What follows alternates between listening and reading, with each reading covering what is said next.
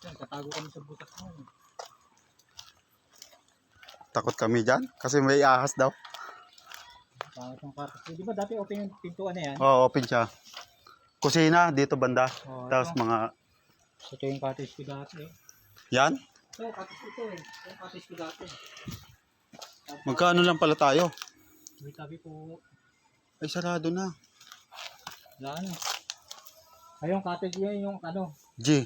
Hindi, yung sa dulo. Ayun yung lutuan. Ay, oo. Cottage L. Diba? Oo. Yan yung unang-unang nag-ano ko sa L. Dito ko mga ganitong view eh. Wait lang ah. Check ka rin. Sarili mo.